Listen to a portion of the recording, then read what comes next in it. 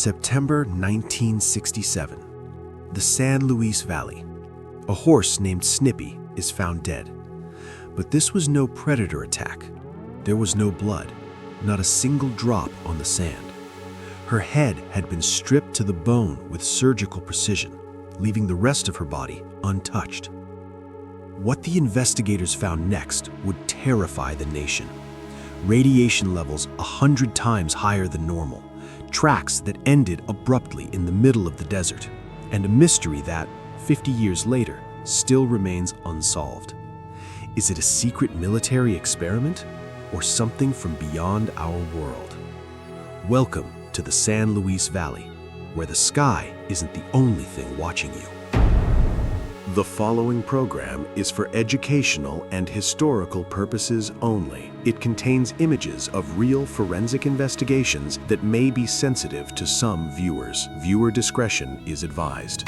The San Luis Valley in southern Colorado is a place of immense beauty and unsettling silence. Hemmed in by the jagged Sangre de Cristo Mountains, this high-altitude desert has long been a hotspot for legends, from ancient Native American spirits to modern-day UFO sightings. But on September 9, 1967, the valley transitioned from local folklore to international headlines. Nellie Lewis and her husband Harry were ranching on their land near Alamosa when they noticed their 3-year-old mare Snippy hadn't returned for her usual morning water. Snippy was a gentle horse, never one to wander far. After 2 days of searching, the Lewis family found her, but what they saw under the scorching Colorado sun was a sight that would haunt them for the rest of their lives. Snippy was lying on her side in a clearing.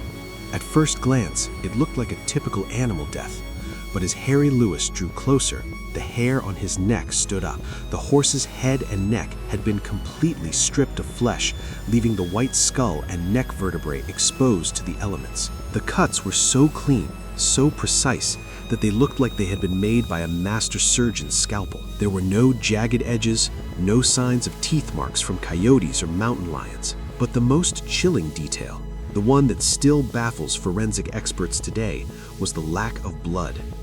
In a normal predator attack, the ground would be soaked. Snippy's carcass was dry. There was no blood in her veins, no blood on the ground, and strangely, a strong medicinal scent of formaldehyde hung in the air, as if the animal had been preserved while still standing. As the Lewis family stood over Snippy, they noticed something even more impossible. Surrounding the horse were 15 circular indentations in the dirt, as if a heavy tripod-like craft had landed. And Snippy's tracks, they simply stopped. They didn't lead to the body. It was as if she had been lifted into the air, processed with terrifying efficiency, and dropped back down from the sky. When Nellie Lewis touched Snippy's remains, her hand began to burn. Later, a Geiger counter brought to the scene by a local civil defense official began to scream. The radiation levels at the site were off the charts. The Snippy mystery had begun, and with it, a wave of terror that would sweep across the American West, forcing the government and the public to confront a terrifying possibility: that something was harvesting the Earth's creatures, and we were powerless to stop it. When the story of Snippy the horse first broke, the skeptical world expected a simple explanation: a lightning strike, a predator, or perhaps a cruel prank by locals. But as investigators, veterinarians, and even nuclear physicists began to descend upon the San Luis Valley, the mundane theories began to crumble. What they found at the site was not the work of nature, nor the work of a human hand as we know it. It was a display of surgical precision that seemed to exist outside the boundaries of 1960s technology. The first anomaly was the nature of the incisions. When a predator like a mountain lion or a pack of coyotes attacks, they tear. They leave ragged edges, crushed bone, and a chaotic mess of sinew. Snippy's remains were the exact opposite. The skin around her neck and shoulders had been removed in a perfectly straight line, as if a laser, a technology barely in its infancy in 1967, had cauterized the edges of the wound as it cut. There was no bruising, no tearing, and most importantly, no inflammation. In any living organism, a wound causes the surrounding tissue to react. Snippy's tissue showed no reaction at all. suggesting the surgery was performed with such speed and heat that the cells didn't even have time to register the trauma. Then there was the mystery of the missing organs. Upon closer inspection, it was discovered that several internal organs had been removed through small, precise openings that seemed far too narrow for the task. The heart and lungs were gone, but the rest of the abdominal cavity remained undisturbed. There was no evidence of a struggle, no defensive wounds on the horse's hooves, and no tracks leading away from the body that would indicate a predator dragging its prey. It was as if Snippy had been suspended in mid-air while her vitals were harvested with a master surgeon's grace. But the detail that truly terrified the Lewis family and the local sheriff was the state of the bones. The exposed vertebrae and the skull were not just clean, they were white. In the dry Colorado heat, bone usually takes weeks or months to bleach. Snippy had been missing for less than 48 hours. When Nellie Lewis touched the skull, she reported that the bone felt greasy and had a strange chemical odor. Even more bizarre, the brain was missing, yet the skull was completely intact. There were no drill marks, no saw cuts, and no fractures. How do you remove a brain from a solid bone casing without leaving a single mark? The environment around the carcass offered no answers, only more questions. The circular indentations found near the body were analyzed by civil defense officials. They weren't just depressions in the dirt. The soil within those circles had been physically altered. It was hardened, almost glazed, as if subjected to intense localized heat. And then there were the bushes. Within a 100-yard radius of Snippy, several bushes were found to be flattened and dead, while the surrounding vegetation remained perfectly healthy. When a Geiger counter was brought to these flattened spots, the needle jumped into the red zone. The radiation wasn't just on the horse, it was a footprint left behind on the land itself. The scientific community was at a loss. Dr. James Hynek, the famous UFO researcher and consultant for the U.S. Air Force, would later take an interest in cases like this, noting that the lack of tracks and the surgical nature of the wounds pointed to an aerial source. In 1967, the world was focused on the space race, but in the San Luis Valley, it felt like the space race had already arrived on a quiet ranch, leaving a mutilated horse as a calling card. As we look at the evidence today, we have to ask, who or what possesses the technology to drain an entire horse of its blood, remove its organs with laser-like precision, and leave the site radioactive, all without leaving a single footprint? The surgical precision of Snippy's death wasn't just a mystery, it was a message that someone was experimenting in the hidden America of the Colorado desert, and they weren't using tools made by human hands. To understand the tragedy of Snippy, you have to understand where she lived. The San Luis Valley is not just another stretch of Colorado desert. It is a 122-mile-long geological anomaly that many researchers consider to be the most active paranormal hotspot in North America. Surrounded by the majestic Sangre de Cristo Mountains to the east and the San Juan Mountains to the west, this high-altitude basin seems to exist in a world of its own, a place where the veil between our reality and something else has worn dangerously thin. Long before Snippy's discovery in 1967, the indigenous Ute and Apache tribes spoke of the valley with a mix of reverence and fear. They told stories of star people who descended from the heavens in flying shields and of underground portals hidden within the sand dunes. To them, the valley was a sacred gateway.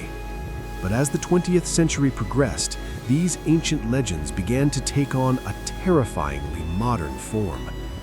The San Luis Valley is officially recognized as having the highest concentration of UFO sightings in the United States. Local residents don't ask if you've seen something in the sky, they ask when. From glowing orbs that dance over the great sand dunes to massive, silent triangular crafts that glide over the ranch lands at night, the valley has become a literal laboratory for the unexplained. But in 1967, the phenomenon shifted from lights in the sky to something far more visceral and bloody. What makes the San Luis Valley so unique and so dangerous is its geography. The valley sits atop one of the largest underground aquifers in the world, and it is rich in mineral deposits, including gold, silver, and uranium. Geologists have noted strange magnetic fluctuations throughout the region, anomalies that cause compasses to fail and electronic equipment to malfunction.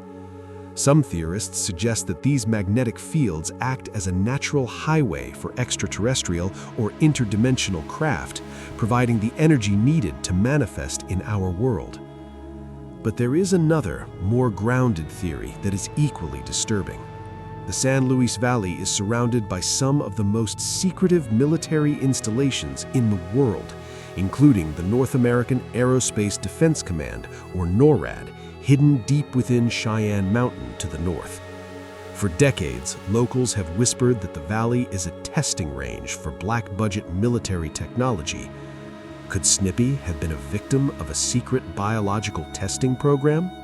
Were the circular indentations and the radiation not the footprints of aliens, but the exhaust of a silent, experimental drone being tested by our own government? The mystery of the valley goes even deeper than technology. It is a place of high strangeness. Ranchers often report seeing strange creatures, beings that don't fit into any biological category moving through the brush at twilight. They speak of phantom helicopters that fly without lights and without sound, appearing just hours after a cattle mutilation is discovered. When Snippy was found, the valley was already on edge. The local newspapers were filled with reports of glowing blue lights seen hovering directly over the Lewis Ranch on the very night the horse disappeared. One witness, a local judge, claimed he saw a craft that looked like a giant glowing eye watching the valley from the ridges of the mountains. In the San Luis Valley, the hidden America we explore isn't just about what is under the ground or behind a locked door. It is about a landscape that seems to be actively participating in the mystery. It is a place where the mountains watch, where the soil holds radiation like a memory, and where a gentle mare named Snippy became the first witness to a phenomenon that continues to haunt the American West to this day. As we look at the valley, we must realize that Snippy wasn't an isolated case. She was the opening act of a drama that is still being played out in the dark corners of Colorado. In the days following the discovery of Snippy, the San Luis Valley didn't just become a site for paranormal investigation. It became a focal point for a silent, high-stakes game of hide-and-seek played by the United States government. As the Lewis family struggled to understand the surgical horror that had claimed their mare, a series of official and unofficial visits began to suggest that the authorities knew far more than they were willing to admit. This was the birth of what many believe to be the first great cover-up of the cattle mutilation era. The first official response came from the local sheriff's office, but the investigation quickly escalated. When a local civil defense official brought a Geiger counter to the site and confirmed that radiation levels were nearly 100 times the normal background rate, the tone of the inquiry shifted from a possible animal cruelty case to a matter of national security. Suddenly, men in suits, unidentified and unannounced, began appearing at the Lewis Ranch. They weren't there to offer sympathy. They were there to collect samples, take measurements, and, most importantly, control the narrative. One of the most disturbing reports from that week came from Nellie Lewis herself. She claimed that before the sheriff or any local news crew had even arrived at the scene, she spotted a low-flying, dark helicopter circling the area where Snippy lay. In 1967, helicopters were not a common sight in rural Colorado, especially unmarked black aircraft that operated with a chilling silence. This was the first documented sighting of what would later be known as the phantom helicopters, a phenomenon that has accompanied almost every major cattle mutilation in America for the last 50 years. If this was an alien abduction, why was the U.S. military already on the scene? The involvement of the Condon Committee, a group funded by the U.S. Air Force to investigate UFOs, only added fuel to the fire. They sent a representative to examine Snippy's remains. Their official verdict? The horse had been struck by lightning, and the surgical cuts were simply the work of birds and insects. But this explanation was a direct insult to the intelligence of the ranchers. Birds do not cauterize wounds with laser precision. Insects do not drain 12 gallons of blood without leaving a single drop on the sand. And lightning does not leave circular radioactive tripod marks on the ground. The cover-up seemed to extend into the medical community as well.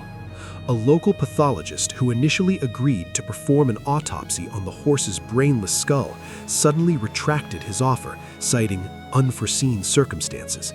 It was as if a silent order had been issued: do not look too closely.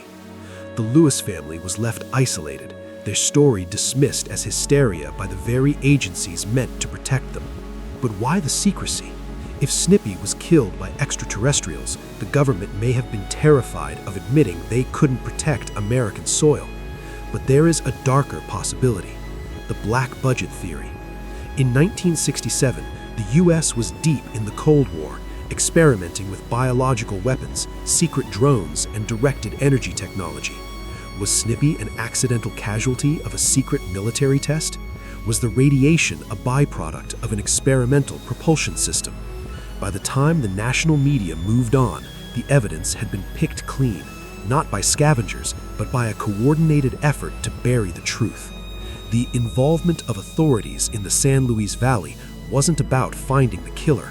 It was about ensuring that the American public never saw what was truly happening in their own backyard. This was the moment the trust between the rural heartland and the federal government began to fracture, a crack that remains wide open in the hidden America we explore today. In the decades since Snippy's death, the case has become the patient zero for thousands of animal mutilations across the globe. But in the San Luis Valley, two primary theories have emerged, each more disturbing than the other.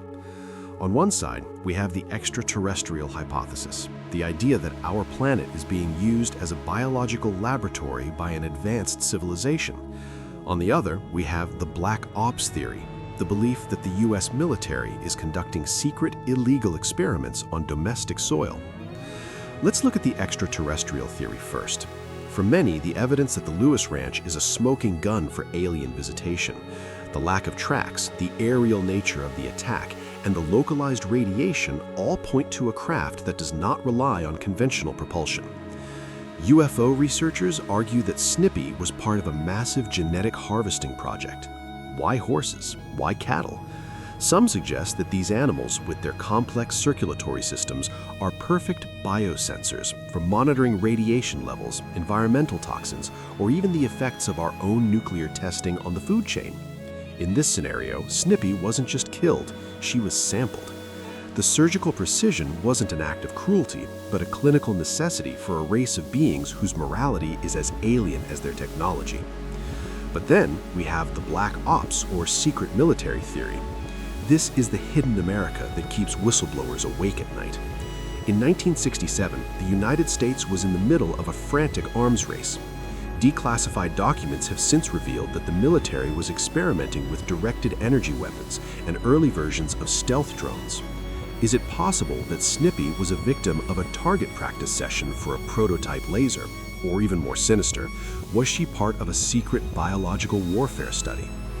Proponents of the military theory point to the phantom helicopters. Almost every time a mutilation occurs in the valley, unmarked black helicopters are seen within hours. Aliens would have no need for 20th century aviation technology, but the military would. If a secret experiment goes wrong, or right, the military would need to monitor the biological results from the air. The medicinal smell of formaldehyde reported by the Lewis family points toward human chemicals used in preservation and sanitation, not a galaxy-spanning civilization. There is also a third, more fringe theory, the interdimensional hypothesis. Some researchers believe that the San Luis Valley is a portal area, a place where different layers of reality overlap. In this view, Snippy didn't encounter a craft from another planet or a drone from NORAD. Instead, she stepped into a thin spot in our dimension where she was caught in a cross-temporal rift. This would explain why her tracks simply stopped. She didn't walk away because she was no longer in our version of the Colorado Desert. As we weigh these theories, we have to look at the patterns. If this were truly a military project, why continue it for 60 years? Why not use laboratory animals in a controlled environment?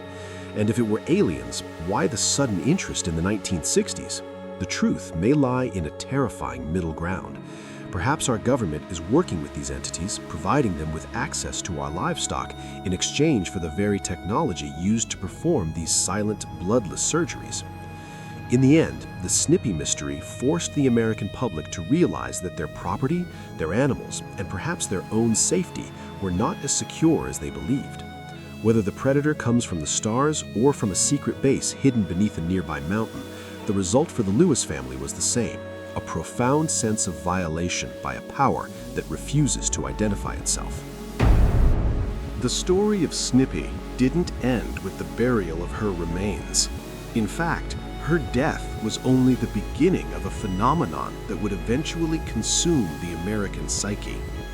Before 1967, the term cattle mutilation didn't exist in the common vocabulary. After Snippy, it became a terrifying reality for thousands of ranchers across the high plains. Snippy became Patient Zero, the blueprint for a mystery that has seen over 10,000 documented cases across the United States, from the hills of Montana to the pastures of Texas. But what happened to Snippy herself is a story of hidden America in its own right. After the investigations went cold and the news cameras left the San Luis Valley, Nellie Lewis did something unexpected. She didn't bury the horse. Instead, she had Snippy's skeleton articulated and put on display. For years, the bleached white bones of the mare that died from a saucer were a local attraction in Alamosa, a grim monument to the night the stars reached down to Colorado. However, the mystery seemed to follow Snippy even in death. In the early 2000s, her skeleton disappeared. It was caught in a web of legal battles and strange auctions, eventually being moved from one secret location to another. Some say the bones still hold a trace of that 1967 radiation, a silent vibration from a technology we still don't understand.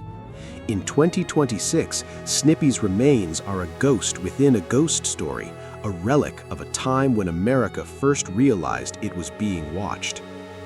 The legacy of the San Luis Valley is now more vibrant than ever. The valley has become a place of pilgrimage for thousands of researchers and curious travelers.